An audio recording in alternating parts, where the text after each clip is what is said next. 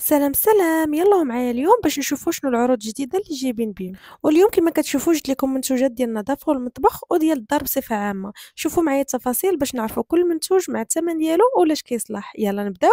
واول حاجه عندنا هو هذا الشامبو الكبير اللي كيجي تقريبا فيه 600 ملل، فيه جوز الهند والالوي فيرا اللي معروفين بانهم كيرطبوا الشعر وكيصلح للشعر الجاف. 100% طبيعي، ما فيه لا سلفات لا بارابين، والثمن ديالو اللي هي اهم حاجه 25 درهم فاصله 90 سنتيم. وثاني منتوج عندنا هو هذا معطر الملابس من لا مارك بيروسوفت بالرائحه ديال الياسمين، كيكفي حتى ل 60 غسله. هو منتوج نباتي والثمن ديالو 29 درهم فاصله 90 سنتيم. وعندنا كذلك هذا المنتوج ديال الكوزينه منظف لازاله الدهون والثمن ديالو 18.50 فيه واحد لتر، ومن نفس لا مارك الاولى، غير هو هذا خاص بالحمام، كيحيد الكالكير وحتى داك الصابون اللي كيكون لاصق في الزليش، ونفس الحجم واحد لتر وبنفس الثمن كذلك. وغندوزو كذلك لهذا المنتوج اللي مجربه شخصيا وكنصحكم به، خاص بالحمامات، فيه 1250 ملل والثمن ديالو 14 درهم فاصله 90 سنتيم. ودابا غندوزو لي جيل دوش اللي جابو جداد، فيهم 500 ملل. هذه راها ماركه تركيه، كتجيب ثلاثه ديال النكهات، كاين داك الموف وكاين هذا الزرق وكاين الغوز. الثمن ديالو 13 درهم فاصله 90 سنتيم. واخر منتوج عندنا هو هذا اللي كيستعملوا في آلة غسيل الصحون، كيخدم كمساعد باش يخرج الماء عن لامعين بلا بقع وبلا خطوط ديال الماء نهائي. هذا النوع فيه 500 ملل، كيعاون على التجفيف السريع وكذلك كيحافظ على الآلة